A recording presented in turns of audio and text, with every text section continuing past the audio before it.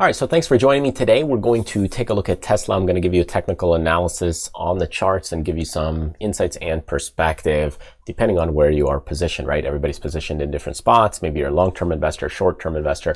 I'll give you some insights here on the chart. So if you're not great at technical analysis, here's some insights for you based on my own personal opinion and some insights. All right, so let's kick things off. Tesla, it's a fairly hot stock. So a lot of people love it and enjoy it. So definitely check this company out. However, there are some things that you should be aware of and consider as we get into this. So let's first take a look at the long-term approach. We're going to go into the monthly chart. You can see the stock had its inception here in 2010. So we were doing a little bit of some sideways action, then had a huge, massive breakout. Then again, you know, for a handful of years, 2014 to about 2020, the stock didn't do too much.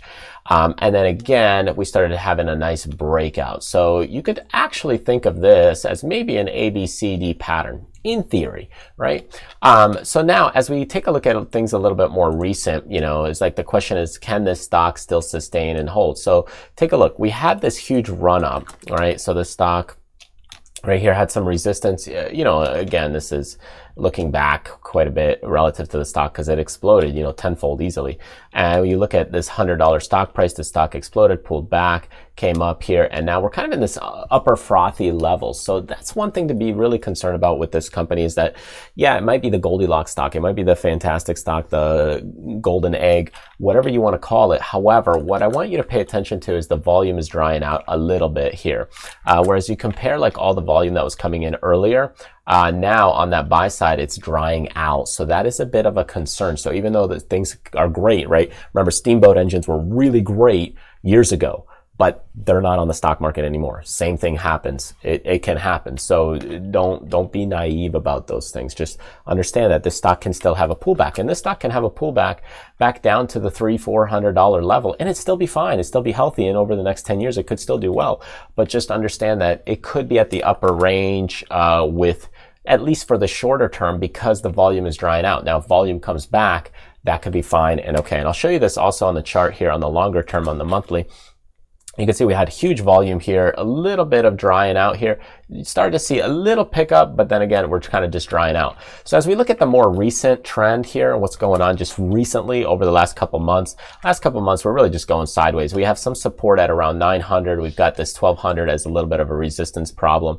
Yes, he was dumping some shares over in this zone and area, Elon for that matter. But, you know, in other words, that stock is still kind of trending sideways for now, which if you really look at it, it's from a sideways action, you could still buy at lows or when the stock pulls back. If you're trying to nibble or buy on value, then you're trying to get them at lower values around that 900 or even this, you know, 950 level where you're kind of getting this support level.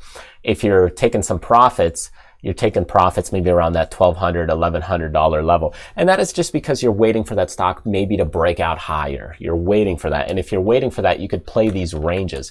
I wouldn't go into this thinking, hey, I'm going to fully wait for a big, nasty pullback because you could be waiting for multiple years, right? On the other hand, I wouldn't also go full in because this thing could still pull back to 900 and still be fine. It can even pull back to some of these other levels like, you know, 850, 800 and still be fine. It could, you know, I mean, it's had some serious pullbacks in the past. So if you look at what we've had in before, we've had some dumping of shares and it could pull back 20%. That's 260 points. So be aware that it could pull back 200 points, no problem. And 200 points from about $1,000, you're going to look at about $800. So again, just be careful that, you know, this stock could pull back fairly quickly because it is more volatile. And even if you pull back to around 555, like let's say things get really nasty, you're still at these support levels back where it had some of these breakouts just the other year. So you're still fine. It's just that that stock has ramped up so quickly. So the question is if you're not fully positioned at all,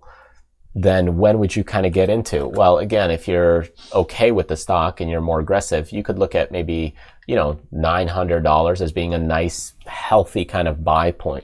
If you're a little more cautious about the stock, I would wait for pullbacks, you know, around those 800, 700, and these other previous support levels. And you can see this, you know, frog leap pattern that I had here, which is the stair step. There's a lot of support levels here as that stock was grinding higher. So you could watch kind of those levels. If you kind of look at the technicals on a diagonal level, you can see how this lines up really nicely here. And then when we have that pullback, it actually lines up perfectly as well. So that's another one to watch, that if it does start pulling back here and bouncing at maybe, you know, about $1,000 level, then that could be also another buying opportunity at that point. So that's kind of also what you're looking at, is this diagonal support trend. So those are a few key points here in the stock. I mean, overall, just from a shorter term perspective or kind of medium term perspective, you're looking at sideways action. In here right now, you're going to get some chop because the market is just more volatile. It's very tough to predict the direction unless you're just kind of looking at it day to day. And from the longer term perspective, it's looking good, but you do have some weakness right now because the volume isn't coming in like it used to. So just be careful, because we are slightly stretched. You know, that stock has had a huge run up. So I wouldn't be surprised if it had a slight little pullback here, again, on the longer term, and then a bounce, and then it could continue, who knows, to 2,000-3,000. I don't know. Maybe it doesn't get there, but we're going to see, depending on the action that it has on a possible pullback, because when you have pullbacks, you build more energy. You actually build more momentum for a further future power higher. So just understand that that's what happens. Like, you pull back here and you get like a bounce. It's like a trampoline effect. So if we pull back and we get a bounce, that's really what you're kind of looking for. Otherwise, the more you stretch kind of in the same time frame without any pullbacks, the more you keep stretching this way, this way, this way, this way, this way, then you get a very nasty drop. Eventually, it just happens. So just be careful there. It's similar to, you know, like these banks, like, you know, when they stretch so high, you get these nasty drops, and that's what happens here, you know. Boom. JP Morgan, here's Goldman Sachs. Similar, you get kind of stretched out, boom, and now you're starting to see these drops after earnings and that kind of thing. So just be mindful and careful here. What's happening is that when we look at Tesla, we are stretched here from a longer term perspective, and we could get a little bit of a drop like that. That could be more panic induced. But from just overall what's happening recently, we have this sideways action where I would look at it maybe 900 and 1200 as kind of being your range. So anyways, thanks for joining me. Hope you enjoyed this video. And if you did, feel free to subscribe to the channel. Check out the options trading channel that I have at Traders Fly if you're brand new to some of the content that I have. If you're interested in getting into options, there's going to be a lot more material there for trading spreads, vertical spreads, diagonals, calendars, and much more. Thanks again, and I'll see you next time.